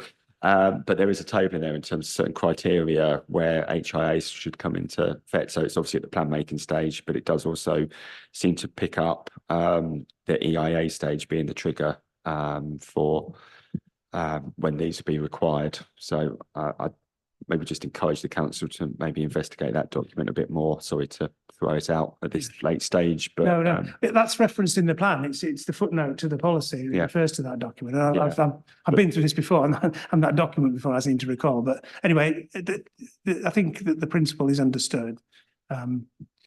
There's a very helpful table, so halfway through it that sets out the responsibility. Anything else you want to say at this stage? No. Okay, I think we'll have a break now. We'll certainly finish before lunchtime, but we'll have a break now for let's say until 11:15. Then we'll come up and pick up the transport and other infrastructure things, which I don't think will take all that long. But okay, unless there's any other questions or points now. Okay, thank you.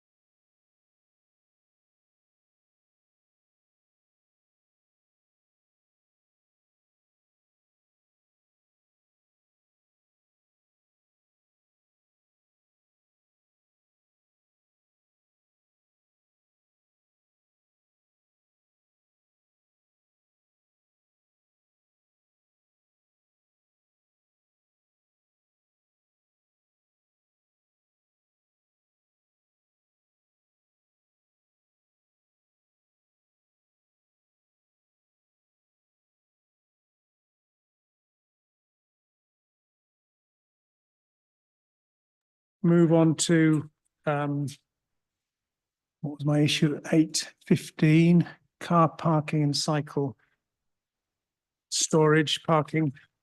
So this is basically policy DM 44.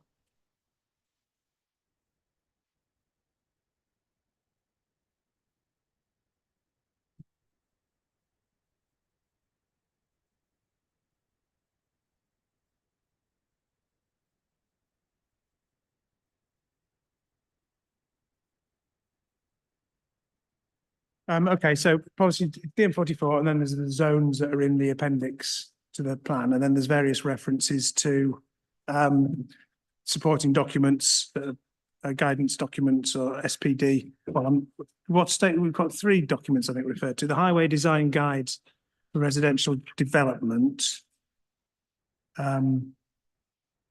the Cycling and Motorcycling Advice and Standards for New Development, and the Electric Vehicle Charging Points for New Development. So they're the 3 key documents. Who am I looking to? Down the other end, am I now? Supporting documents, the three referred to, I think, in the policies: the Highway Design Guidance for Residential Development, Cycling and Motorcycling Advice and Standards, and the Electrical Vehicle Charging Points for New Development. So they're all adopted by the council, are they?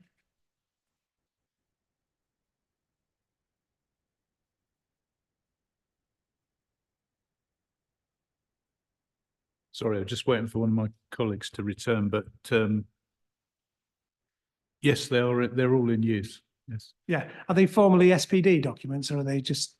There two are the cycling parking, motorcycle parking is guidance, isn't it? And the same status for the electric vehicle charging points currently. They're not SPD, they're no informal guidance. But they do work extremely well. They are followed. Okay. So, and they're things that the council will periodically update as and when. Well, the EV charging point one is obviously very recent. The motorcycle and cycle parking one, that's been in sort of since 2016, 2014, yeah. Okay. So they've been used. And that works well. Okay. The plan itself includes, the DM 44 includes residential parking for new development. And it says the following levels of parking are minimum, should be provided for residential development within the curtilage and or within formal parking areas. And then the zones are set out in the maps in the plan. And then in addition, there's reference to the layout and design should follow the parking design guidance, the Highway Design Guide for Residential Development. So the numbers in the plan they're the minimum requirements, and then the more detailed design and layout is set out in the guidance. That's basically the essence of this? So that is correct. Yeah, and the minimum standards that are here for flats in different zones, and then houses of different sizes for different zones, are they ones that you've been using for a number of years? Yes, we've been using them since the last 8 years. The parking standards that before you were originally included in the housing site allocations DPD that became fully live in May 2017. And yes, we've been successfully using ever since. We've had a handful of challenges at appeal, which so far we've been successful with. In defending. Okay. So you've had a few years experience of using them, and they've been negotiated schemes, or they've been provided, and that's proved to be part of the successful job. Okay, that's fine. And in terms of the more detailed reference to the guidance about the layout and design, these figures are consistent with that, but that provides more detail about how to go about achieving it in good ways. Yes. Yeah. Okay. Agreed. Fine.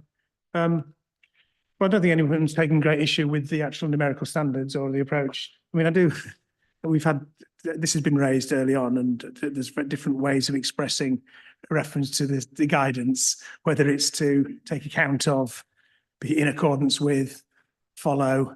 I know you responded to mine, and you've said that in some cases you think it should be in accordance with. I have to say, I'm not convinced by that, because I think that is tying this policy to a prescriptive figure or some prescriptive guidance that you could just change outside the exam process. So it's in effect elevating those standard outside the plan to the status of plan policy. I think having regard to is perfectly okay, because that's what the role of supporting guidance and SPD is. To say something should follow, to me, is a bit ambiguous. It's either, it seems to me, you're requiring it to be in accordance with, or it's not even necessarily clear if that's quite what is meant. So my suggestion would be to take account of or have regard to. I suggest that previously. You did come back on that and said that you think in some cases in accordance with, for example, the motorcycling standards. Any final comments you want to make about that? If I may, sir, I'm not quite following where you're coming from. I'm not understanding it, really sorry. Oh, okay. Well, in policy DM44, for example, second paragraph, it talks about cycling and motorcycle parking should be provided in accordance with the standards that are set out in a supporting document. Yep. Yes. But those standards are not before me for Oh, I examination. see what you mean. So And you you're could saying change them they at any can follow. time. You could change them to anything understand. without even SPD status. Yeah. So by requiring them to be in accordance with, is in effect giving them the status of plan policy that's been scrutinised, etc. So I think that the strongest, my suggestion is that the sort of phrase "you have regard to the guidance" or "take account of the guidance" is probably as far as a plan policy could go. I understand, unless my colleagues have any other comments, that is acceptable. Yeah, okay. And it also ensure on consistency. And I think to follow guidance is again a bit ambiguous, really, because it's not quite clear whether you're saying you've got to comply with it entirely or take account of it. So any comments from on this side of the table? I mean, I think this is a familiar discussion. So yeah, I've just put my toe going back down, and I'm also loath to comment. Mr. Goddard and I just had a nice chat in the break about something else, so don't want to annoy him, but we've made the point in our submission, so about those standards, and Mr. Goddard's team generally don't take into account damaging as part of the standards. I think you've just nailed the point I was about to make, was that they are not SPD documents, and by the drafting in the policy effectively elevates them. So I think you've already made the point I was going to make, but that's our experience of those policies.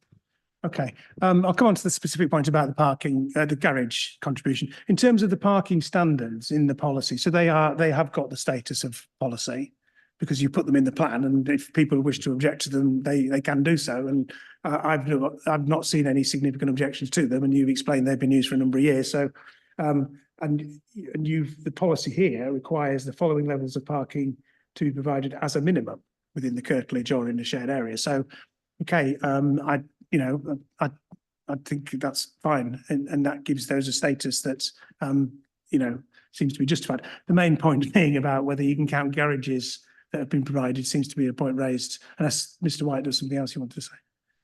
It was only we'd made a point on the absoluteness of the policy. Yeah. We're not arguing about the ratios and things, but I think there was previously an exceptional circumstances reference below the table. We've suggested that there may be sustainable locations where you can justify not sticking with this. So if you, for example, you might have a high density development next to Newbury train station where providing a lot of car parking isn't necessarily appropriate.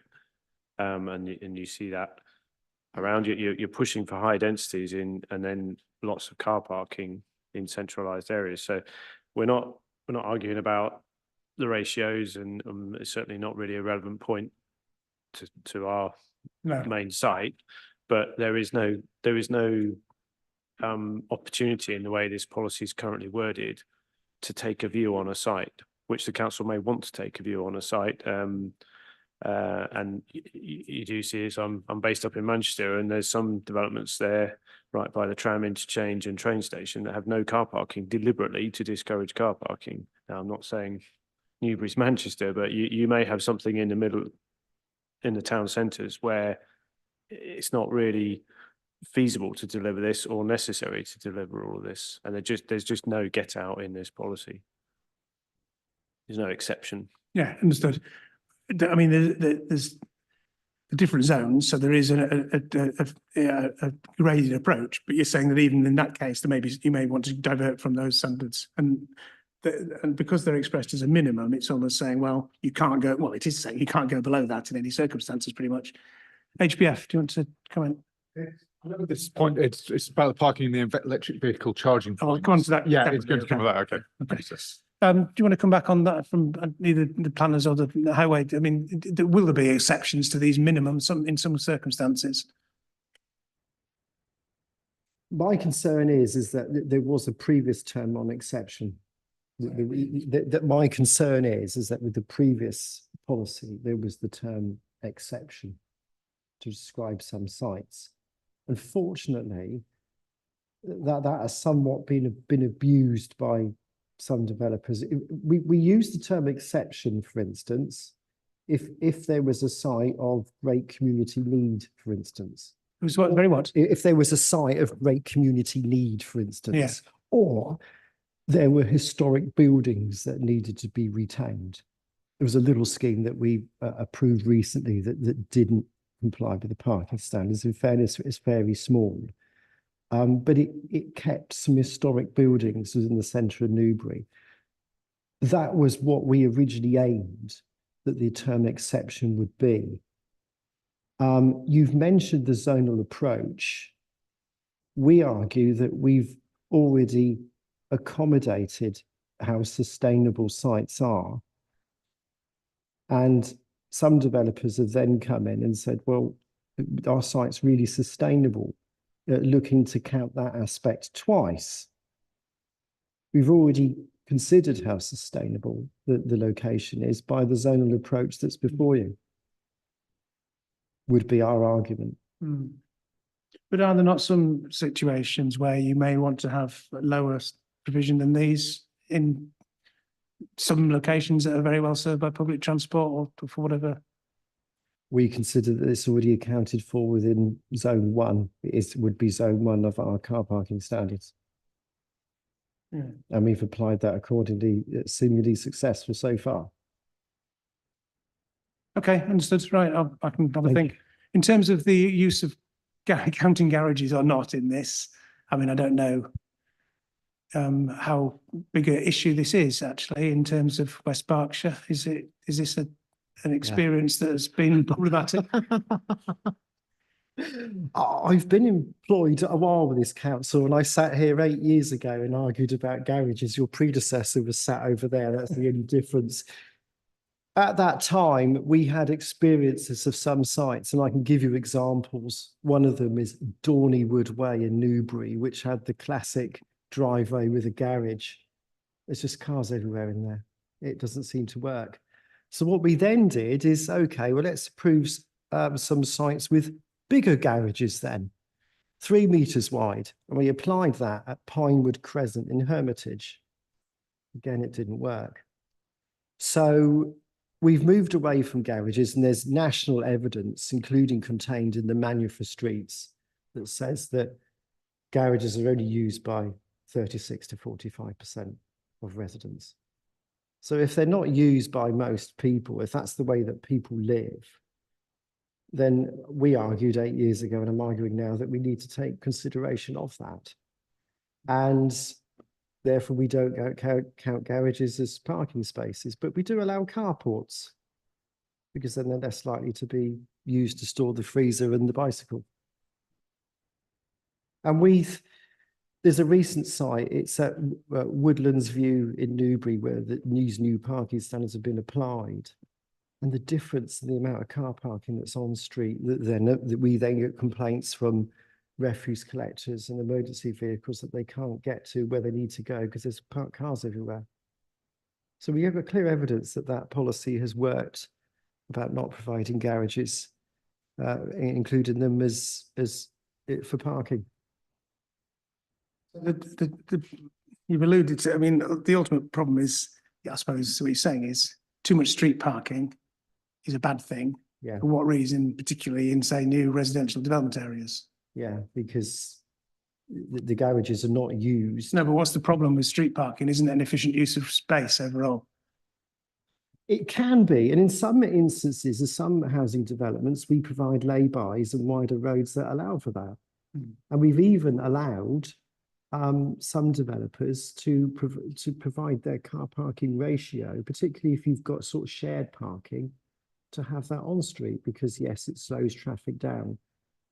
But when unfortunately we have the standard road width is 4.8 meters wide and there's bends and we have large refuse vehicles and fire appliances, that's when the difficulty occurs. Okay. Right. Floor Holmes. Yeah, I understand what Paul's saying, or Mr. Goddard's saying, but we would suggest, and this comes back to some of the issues and debates we've been having elsewhere about the capacity of sites. And for larger properties, purchasers expect to have a garage, or they want a garage. And if you can't count that, you just end up providing all the car parking elsewhere, and your density goes down, and hence the amount of development you can get off a site. We've suggested, and I know Mr. Goddard's already talked about larger garages, but some wording whereby the garage would have to provide, for example, if it was going to be counting for cycle storage, it'd have to show how that would be accommodated, have to be extra length in the garage or extra width in the garage. And again, just have a bit of flexibility to say, okay, well, if you're building a house with a double garage and saying no one's going to park a car in it, that doesn't seem to be particularly reasonable. And you just end up with more car parking elsewhere, and you just end up with lower densities. We're not here to argue about these ratios, but they're quite a high level of car parking provision compared to elsewhere. And that does affect the efficiency of the site and the number of units you can get from the site. So all we're doing is just trying to seek a little bit of flexibility with garages. House builders providing houses with garages, that presumably that is in response to, assessment of market demand. I mean, that's what you do, respond to what your customers want. Yes, and Mr. Goddard alluded, I can't remember what the percentages were, 30–40%. So it's not that nobody wants to use a garage. Some people do, and some people will choose and want a house with a garage to put their car in. Yeah. It's not everybody, but it's not nobody. No, obviously. But the 50% or so of people who have a new house with a garage that don't use it for car parking, is that they buy it on the basis that they may use it for car parking, or they buy it on the basis, well, that's a useful bit of extra space that we can use for whatever else? Or do you not, as builders, People buy houses for well, the reasons, location, schools still comes into it. But I mean, obviously, if houses with garages were not selling, and that was one of the reasons why they weren't selling, you'd stop doing it. We wouldn't build them if we didn't sell them. It's a waste of space and bricks and exactly, absolutely, yeah. So there is a need for them. Yeah, there's a demand for it. Yeah, but you don't know ultimately. I mean, you don't necessarily dispute that only half of them get used for putting cars in. Yeah. And we have come up against urban design issues quite a lot, where then trying to make the site efficient and putting tandem parking, or you've got two houses, and because there's no garaging, all the car parking's on the outside, and people say, oh, we don't like that, and we've got to differentiate between the two, and you just end up with a lower and lower density development at the time when we're trying to make efficient use of land and deliver on the allocations. Yeah. Okay. I don't think there's anything else I've got to ask about this approach, so I'll have some thoughts about that. But thank you. It was a helpful discussion to have, and it's useful to know that there's been a testing of these sort of approaches for a number of years, and the experience that you've got of that. So thank you for that. Anything else? Anybody else wants to talk about DM44 before I go on to some of the transport related issues? No. Okay. Right. So again, the question 8.17 was the requirements for resident development relating to the assessment and mitigation of impacts on the transport network in policies SP 23, DM 42 and DM 45. Again, I didn't really have many questions about this. There's the general point about the references to supporting documents. And again, I think the same point applies to what I've said previously, so I can have a look at the detail there if there's any sort of wording that I think needs tweaking. There weren't many comments that people made about the details of these. Mr. White, I think you had one about DM42. Do you want to just pick up on that? This is about developer contributions, is it? Yeah, it was just that we felt proportionate Yeah. before contribution would be appropriate. That's how you normally deal with these things. So that would be the penultimate sentence in opening sentence in the first paragraph of DM42. Yeah, okay. Well, I mean, that would reflect the obligation legislation, wouldn't it? So, okay, well, I'll leave me that things about it. Is there anything else anybody wishes to say about these? We'd only raised, I think, the way this is worded, that the transport infrastructure that you're making a proportionate contribution towards will include, and this is a not an exclusive Yeah, list, yeah. so, but new and improved passenger transport services, we just suggested where appropriate, because there aren't passenger transport services necessarily nearby a lot of these developments. Presumably where appropriate it applies to the whole list, wouldn't it? Well, at the moment, it just says you will do this. Yeah. So maybe it's a where appropriate in the sentence introducing the list. Yeah, that's what I'm saying, because that may be an example, but there's others that may not be appropriate in certain Yeah. circumstances, yeah.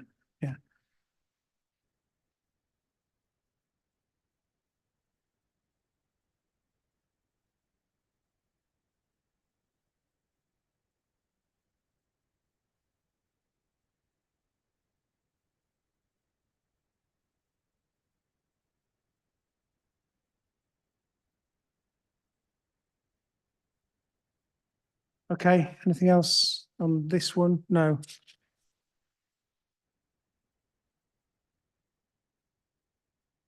Sorry, sir. Yep. Just, when you say this one, do you mean Sorry, DM42, DM40. 45 or Yeah. SP23? DM45, we noted, in the final paragraph there, it requires regular monitoring, but there's no definition or description of what regular is or how long that monitoring has to go on for. We've suggested some monitoring until travel plan targets have been met, or some way of stopping that just being an open-ended paying for monitoring forevermore, which is how it could be interpreted. Yeah, understood. I mean, in the travel plan process, would be agreed, would it not? Yes, but you'd hope that you couldn't rely on a policy that just was open-ended. Yeah, to- understood, To yeah, make it yeah. unreasonable So it requirement. doesn't need to have any detail in it. It No, just it needs just to sort of monitoring as appropriate or as agreed. Yes. Yeah. Which would be, that would be part of the process. You would agree the monitoring arrangements. Yeah.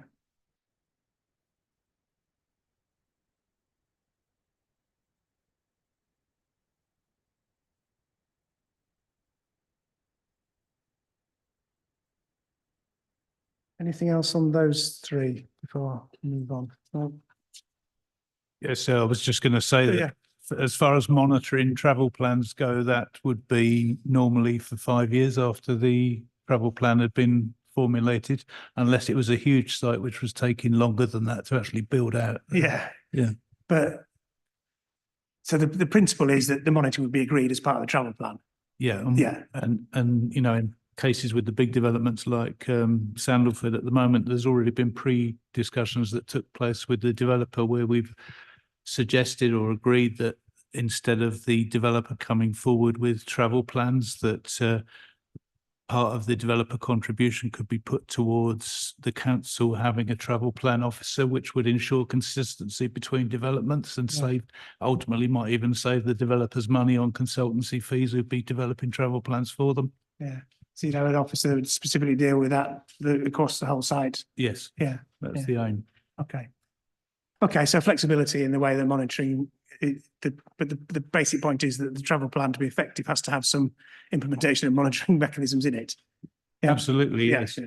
And, you know, and ultimately the aim is not to create travel plans for their own sake. They're all part of our aim to get carbon reduction Yeah. and change behaviours. Yeah, understood. Right, thank you. The digital infrastructure policy DM41. There's a modification proposed to this.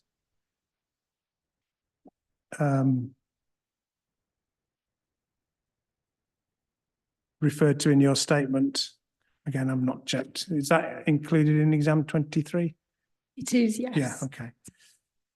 I don't think there was any comments about that, or I don't think there'd be any objection anyway from from your side in terms of the modification. Support, there is the modification. Yeah, yeah, absolutely, yeah. Support that. Okay, fine. Mr. Pike, yep. Thank you. I'm actually a chartered electrical engineer working in telecoms, specialising in mobile phone coverage. I have to admit, I didn't get to this during your questions, but I'd be grateful for the opportunity to make some observations about the policy. So if I start on the aspect of justified, Part D on telecommunications infrastructure, as someone who works in that field, I have no idea what that entails. What a developer would be expected to do in order to deliver that or comply with that. So I don't know if the council's able to explain what they had in mind. Part D says all residential developments and employment generating development should consider the mobile telecommunications requirements of the development proposed. This is to ensure that there is sufficient coverage. Yeah, I share your bewilderment actually now I read it. Yeah. Do you want to can someone explain? We need to reword that. Yes. Yeah, we'll go away and. Yeah. Okay, yeah. The other point is on the second point about consistent with national policy. The policy uses the word fibre to the premises. Now that is one of three whereas the building regulations refer to gigabit capable network. I think, sorry, just to cut this short, that's the bit that the council has proposed to delete from it. The modification would be remove that. All references to. So because it's currently included in building regulations now, we're proposing a modification to remove it to avoid duplication. So I think that would probably deal with that. I think it avoids contradiction, but I'm happy if it's removed. So shall I talk offline with the council about the mobile broadband, and then they might want to come forward with something. Part D, yes. Yeah. If that, reading that again. Because I said one point is that it refers to all development effectively, and there might be certain things that are appropriate for larger developments, particularly ones open to the public. I won't go through the technologies here, but there's precious little that an individual residential user can do about this. And there's also another risk that when you're talking about coverage to in-house and households, you're talking about indoor coverage, and that is dependent on the construction of the house, including particularly the coating on the windows to improve its thermal performance. So if you're not careful, you're drawing all sorts of unintended consequences into this policy. Thank you. Thank you for your expertise. The more you read it, the more questions you start raising in my mind, actually, about whether it's about internal design or some sort of connectivity with the broadband network and all sorts of things. Yeah, Mr. White. I would only think echoing, I can't see how when I'm submitting an application, I'm supposed to address this or how it can be assessed. Okay. Yeah, okay. Well, I'll leave it with the council to have a think about if indeed it's necessary at all, and if so, what it's actually asking for in terms of internal design, layout, or connectivity, etc. Thank you. Right, I'll move on to the last item on the agenda for today, which is back to one of the strategic policies, SP24. This is about infrastructure more generally, isn't it? The strategic approach to infrastructure provision. I think the issue here really is reference to the IDP again.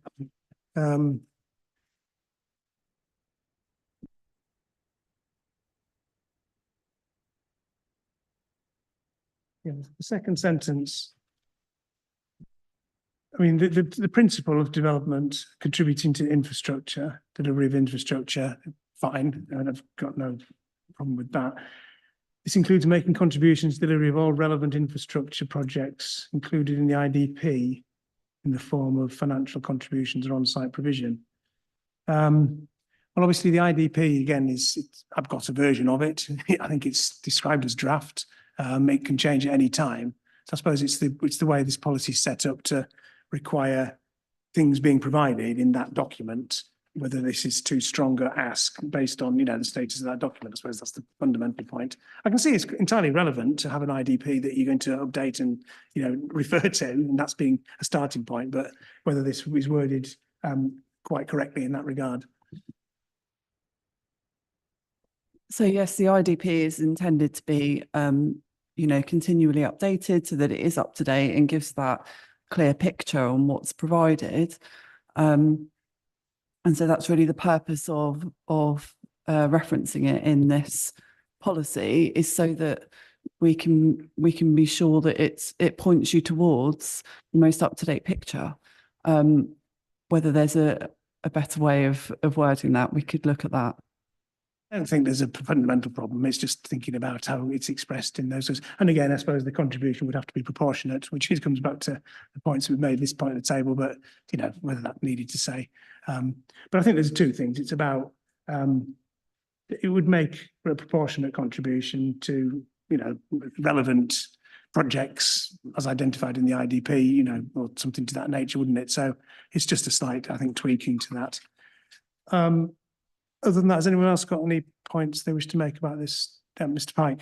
Thank you. As Section 10 pointed out, the IDP that was submitted at the time of the with the local plan bore very little resemblance to the infrastructure requirements contained in the plan, and hasn't been updated since. So this is one of the, as you probably know, in general, we had expressed concerns about the deficit of infrastructure in Thatcham, and the IDP as it was presented gave us no confidence that that would happen. An observation based on researching other councils is that a lot of councils have an IDP in the form of a spreadsheet, which contains all of the substantive information. This one contains an awful lot of text, which is not material to the actual purpose of the policy, but it makes it more difficult to keep up to date. But I say that I think if you were to look at the IDP that was submitted and you look at, for example, education provision, healthcare provision, they are either absent from the IDP or they are totally different numbers to the ones that are being quoted in other evidence. Thank you. I mean, the IDP has a purpose, but it is a moving document and it will change. And it only has value if it actually reflects what the actual the requirements are that are required by policies, and the one that was submitted did not. Okay. Turley. So I think you've picked up points we made in our submissions. I think the only comment really I had was it would be helpful in the policy if it did refer to the planning obligations SPD and the sealed charging schedules that exist as the mechanisms for securing them. Both are quite a bit time dated now, both from around 2015. I assume there'll be some updates at some point, but the IDP obviously is a living document, quite rightly, but it's 10 years later than the charging schedule and SPD. So I don't know if there's an intention to update those moving forward. So none of us know what's going on with SIL at national level. But I just think just felt to me there was the last paragraph of the supporting text might sit helpfully within the policy itself as that mechanism. But it's a minor point, so because I think we all know what this policy is trying to achieve. Can you say the last paragraph of the supporting text? Yeah, the last paragraph of the supporting text effectively provides, sorry, it's the second to last paragraph, sorry. It talks about 757. Yeah. Yeah. Okay. I just wonder whether there's a way of replaying, which is normally what I'd expect to see in a policy like this, but that's the mechanisms. In terms of when the policy talking about contributing to the relevant infrastructure, including the IDP, in the form of either financial contributions or on-site provision, the point about SIL then is that if the developer's paying into SIL, that would be its financial contribution for certain elements of the IDPs. That's the point. Yeah, so it should be referenced Yeah. as the So as the the financial mechanism. contribution is okay, but that could Yeah. be either in the form of a SIL. Yeah. But in section 106, you don't, but not both are the same thing. And I think one of the challenges since we've lost the various schedules of monitoring are now not required, so there's no sort of publication, Yeah. the 1, 2, 3 list. So Yeah. it's escaped my mind.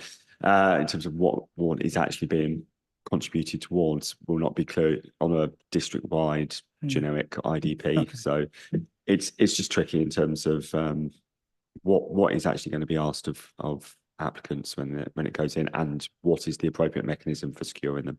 There's quite a lot of, particularly in education, quite a lot of doubling up nowadays. That's not West Berkshire specific, of course. Okay, any final comments from the council on that? I mean, there's no objection to including that paragraph that's been referenced, just to draw that to attention. Yeah, no, that's fine. Let me have a think about it. I don't think there's any big disagreement, or it's just to be the clarity of the approach. Okay, anything else from anyone today? I think we've dealt with all the agenda items, so thank you for that. Right, I don't think I've got anything else to say. We are back next week on Tuesday and Wednesday, aren't we? You've referred to this additional bit of work that you're doing on one of the policies, the heritage policy. We've published the agendas for next week. I can't remember if there's any other further action points that are going to be forthcoming between then and now. I don't think there is there? No. Okay, so the agendas are up to date, subject to, from the council's point of view, the additional bit of work on the heritage. That's the only thing? Yeah, okay.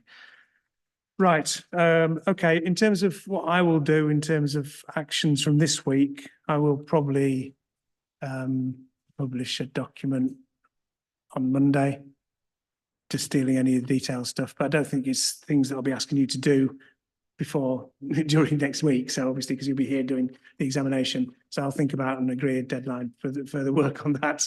I mean, you know, if there's certain things that I think we may need to discuss further for whatever reason, and I did mention the heritage one, we do have those, well, potentially 3, but one of them's reserve days. We've already earmarked one for North East Thatcham. We could use the second one to pick up some of the things if necessary, but that would require some of this work being done in the intervening weeks. I know it doesn't give you very long, but depending what the nature of the work is, but rather think about that.